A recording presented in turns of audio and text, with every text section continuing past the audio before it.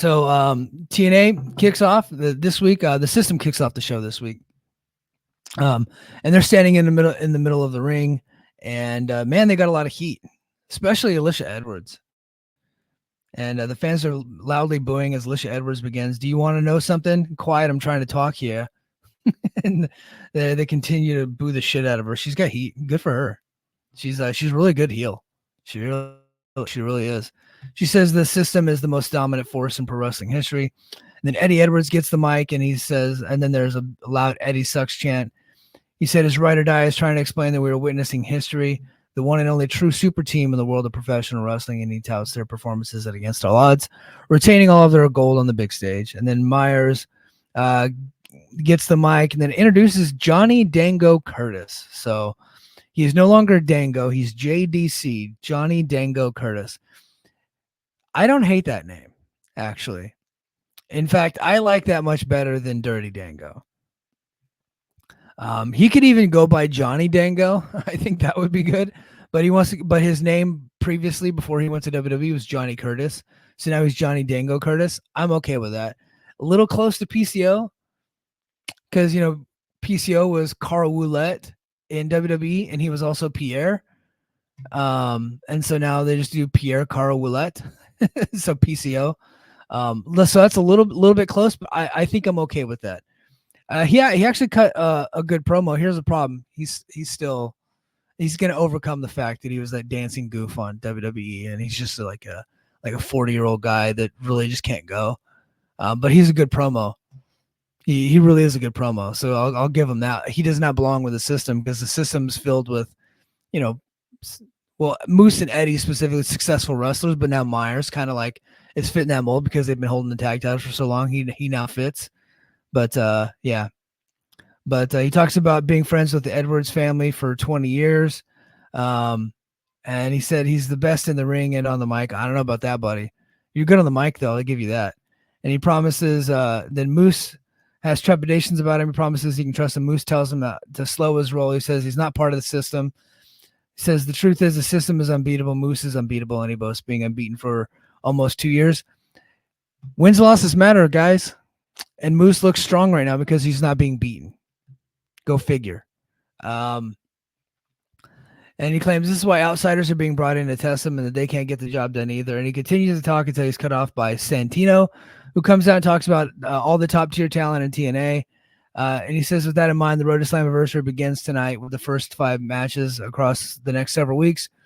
The first of 5 matches across the next several weeks were the winners advance to TNA Slammiversary in Montreal to challenge Moose for the TNA World Championship in a 6-way match.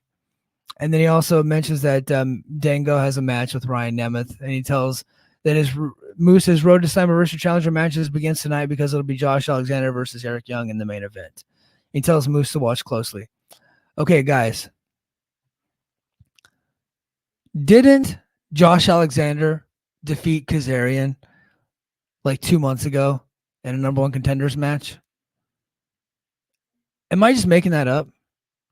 But they had like an impromptu street fight.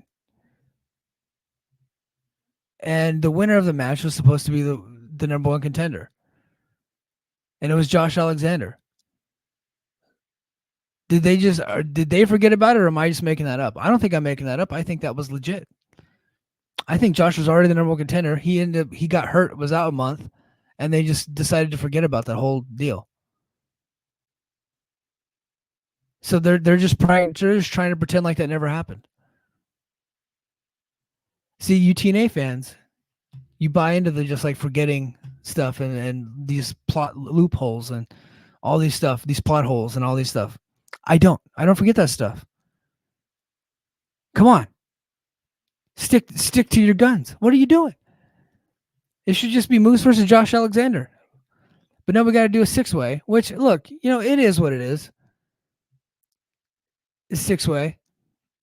6-ways are not that interesting, but if they put it in a lethal lockdown, then that becomes interesting. I'd be interested in a 6-way lethal lockdown, elimination style. I think that would be cool. But a 6-ways is like, you don't really feel like telling a story. So, and you don't really want to choose a contender, so you're just going to throw everybody into it. I don't know. It's kind of a miss. But maybe that's because they're not going to put that as the main event. Maybe the main event is going to be Mustafa Ali versus Speedball, which I think they're doing a good job of building. ABC are shown backstage, and Ace Austin talks about 3 being a magic number. He says last week we saw a great pay-per-view with Against All Odds, the return of Jeff Hardy and their own performances on the show. They say that next week they need one more big match to take them into their 3rd tag team title run. And then the show returns from the break, and we see TNA digital exclusive segment with Frankie Kazarian outside after his performance in the number 1 contender battle royal on Tuesday's episode of NXT, and he blames the loss to Joe Hendry. All right, that makes no sense. And then Spitfire comes out. They defeat the Hex. Boy, they just beating the Hex like a drum. That tells me they're probably not coming back. God forbid we have more tag teams around. But the match was okay. I didn't think it was particularly very good. I felt like it was fine, but yeah, they just beat their asses. So I get the feeling we're gonna get a multi-team tag match for the Knockouts title because they just don't know how to deal with that division. They don't know what to do in that division, but they're trying to rebuild the Spitfire here. It's fine. And then and then we go to another digital exclusive. So if you're watching the TNA Plus feed like I do, which has been flawless, by the way, I gotta say, I was tough on Impact Plus for a long time, but the TNA Plus has been flawless, and I am now a subscriber. I do pay for it now. Like, I'm not just borrowing my buddy's account because he was watching Against All Odds, and I wanted to be able to pull it up at work, and so we can't pull it up at the same time. So I went ahead and it's like, damn it, I got $10. I'll pay for it. So I'm now a paid subscriber. But Matt Hardy is shown after the footage of the spear of his wife, Rebby, through a table. He talks about the system going too far. Rebby says she's going to be the one to teach the rich B word, Alicia, a lesson. Matt brings up his brother, Jeff, and who is with him and being on the scene now, and they are taking over. Over. So he wasn't really doing a lot of the broken stuff here. He just sounded like regular Matt, and then he would kind of go in and out of the broken. So I don't know what's going on with that. And then Kushida's backstage. He's doing the sound check. And then they cut to this stupid montage of Kushida taking the ink samples, taking them to a lab in Japan. I'm just like, this is so stupid. Angels is funny, though. And anyway, he ended up getting on Kushida's nerves. And him and Kushida are probably going to fight soon. So there you go. Frankie Kazarian then defeated Ace Steel in a Chicago street fight. So Frankie not only beat Joe Hendry, he geeked him out on NXT, and now he's beating up his coach. Time for Kazarian to move on. He's got nothing to do with these guys anymore. But Ace Steel probably hadn't had a match in like 10 years, but I didn't think he looked bad. I thought he looked fine. Since it's Ace Steel, I thought they should have done some blood here. That'd have been cool. But it was a decent plunder match. It was not as good as the Hardy and Moose match. I think that TNA thought that Ace Steel would be a lot more over than he really was. The problem is Ace Steel, yeah, he's from Chicago, but he's just never been a star. He's just never been a popular guy. But I think, if they're going to have Ace wrestle more, I'd be fine with that. I thought he looked fine. But you can tell why he never really made it as a top guy or anything, or he never really stuck on with any TV promotion. But so Kazarian hit the fade to black on some steel chairs, and after the match, he was putting him in the chicken wing, and then Joe Hendry made the save. So yeah, they're going to continue on with this Kazarian and Hendry feud. And then backstage, an angry Mustafa Ali is with Campaign Singh. He demands Singh put together a mission to find who the culprit was who leaked the footage of a sit-down interview. I get the feeling that's Speedball, and which is shown at Against All Odds. Ali then declares that he will address the people next week. Singh tells Ali he's a genius, and Ali says he knows. All right, here's the big controversial segment of the night. PCO and Steph DeLander's big date. I think people think I'm going to shit on this, but I'm not. I thought this was funny. I liked it. I think it's hilarious. So I enjoyed the segment. I think PCO is funny. I think Steph DeLander is actually a good performer. Like, I don't think she's a good wrestler, but I think that she's like a good character. I thought this whole thing was funny. At one point, PCO just put a bunch of like put a bunch of worms or whatever it was, like spaghetti noodles in his mouth, and he was drinking black ink, which maybe that's from Gresham. Um, but I thought this whole thing was pretty funny. And then AJ Francis interrupts it, and him and Swan attack PCO, and then AJ Francis puts Steph DeLander through a table. So it looks like the big heel that we're going to get for PCO in Montreal is going to be AJ Francis, and that match will not be any good, but I think AJ Francis will be able to get heat. He's a good heel.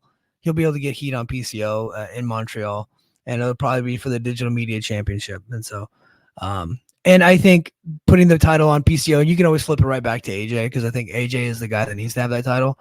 But I think that's going to be it'll be what it is. It's not gonna be a great match, but it'll probably be a fun, like, trashy entertainment, which is why I was like hinting it earlier in the podcast where, pro wrestling is sleazy entertainment. That's what this was. This was like bad acting, kind of sleazy comedy, and then a woman got beat up. But I think it was like it was pro wrestling. It's just what pro wrestling can be sometimes. And so, but I thought the whole segment was kind of funny. I thought it was entertaining. I thought they did a good job with it. Other people probably hate it, but I dug it. I also just like PCO. I think he's funny. Trash by Elegance defeated Heather Reckless, who I think Heather Reckless, like, every time like they put her in a match with one of these local indie stars, the local indie star I always feel like looks better than her. But she, beat her ass quick and hit her shitty ass swanton. It sucked. Ash's concierge tries to attack from behind, but she backs. So yeah, Jordan Grace comes out to make the save, because there was a post match beatdown, which I think we did a couple of those segments this week. And Jordan Grace was gonna hit the Grace driver, and the concierge, George Iceman, hits Grace from behind barely, and Grace goes to bully him, but then Ash hits Grace with the title and lays her out. And then so yeah, we finally got a little bit of heat on Ash. She was able to one up Grace finally. Grace kind of embarrassed her against all odds. So it was like, why would we be doing this? But it looks like definitely we're getting the Grace versus Ash match at Slammiversary, the match that nobody asked for. And then in a mediocre match, JDC, Johnny Dingo Curtis, defeated Ryan Nemeth. Ryan Nemeth is not any good. He just isn't. So was what it was. I think that if we had like quarter-hour ratings, the show would have tanked right here. Because Johnny Dingo Curtis was never a star, other than a brief moment in time when he was Fandango and he was wrestling Chris Jericho and his song got over. And Ryan Nemeth is just not a good wrestler. I think he could be a good manager, like a heel manager, but I just don't think he's a good wrestler. So they gave these guys way too much time. It wasn't like a complete shit show. It wasn't like, one of the worst matches ever, but I just didn't think it was any good. Plus, both guys are geeks. So it's like, why are we watching this thing? But yeah, JDC got the top rope leg drop. And after the match, Eddie Edwards and Brian Myers of the System came out to celebrate with him. They end up blatantly attacking Ryan until Nick Nemeth runs out to make the save. So it looks like we might be getting that match again here pretty soon. And then in the main event, two damn good pro wrestlers had a damn good pro wrestling match. Josh Alexander defeated Eric Young in a Road to Slammiversary qualifying match. So the number one contender, Josh Alexander, won a spot in the Road to Slammiversary. won a spot. won it again. That he is heading to Slammiversary. He got the spot that he already had won 2 months ago. So there you go. But I thought this match was very good. I think they did a great job. But look, it's Eric Young and Josh Alexander. I didn't think the crowd was all that lively for it. I thought the crowd was a down crowd compared to what they were against all odds, and that's the problem with doing 2 nights in a row in the same city. TNA is not powerful enough to do that. But I did think that this was a pretty good match, and I don't know what they're going to do with Eric Young, man. He's been taking a lot of L's lately. The guy's up there in age, been around a long time. I know he's not signed to TNA. He's just on a per date deal, which a lot of these guys are.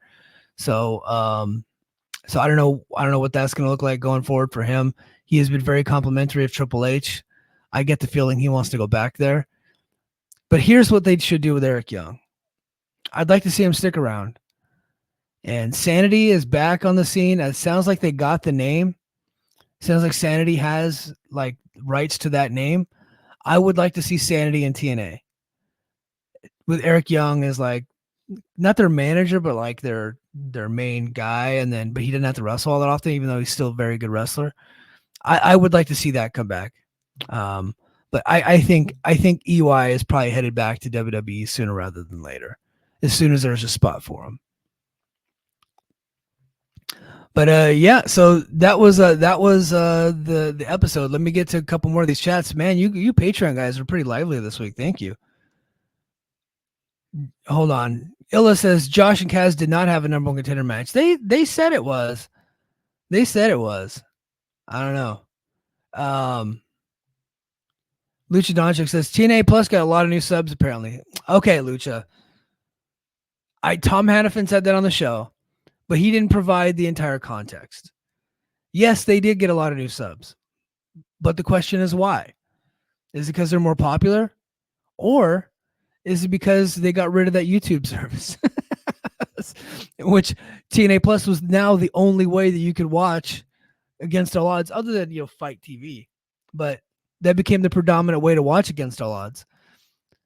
I'm one of those guys. I'm one of those new subs that they're counting.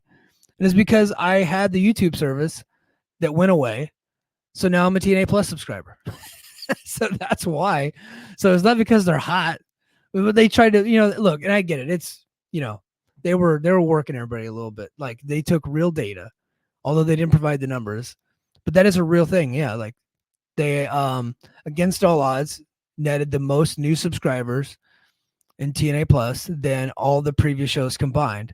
Well, that's because everybody else had access to the YouTube service that just went away on June 1st. But of course they didn't bring that up. I'm not saying it's a bad thing. I'm just saying there's context. I'm not going to let them get away with that. So, but Billy says, I've seen enough of the Hex every week. Yeah, well, I think they're done. Billy also says, is that the end of Ace Steele's an on-screen character? No, I think he's going to be around as Hendry's coach. I think he's going to be around. So Jana's in the chat. Jeff is a liability for any wrestling company. I understand his value for TNA, but he also left them with one of the worst moments, aka Victory Road with Sting.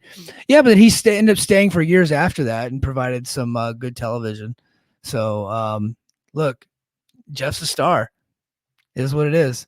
Io says, I agree. Sanity would be awesome. Yeah, Sanity would be awesome. All right, guys, I'm getting texts. I got to get out of here. I've been in here too long, apparently. I got to go do dad stuff. But thank you for being here. I appreciate the Patreon subscribers. And if you want to be a Patreon subscriber, just go to patreon.com/the Mike and JD show. And you can chat live with me and provide me your comments and your feedback in real time about how great my opinions are on TNA and about why I'm right about Joe Hendry getting eliminated from the Battle Royal.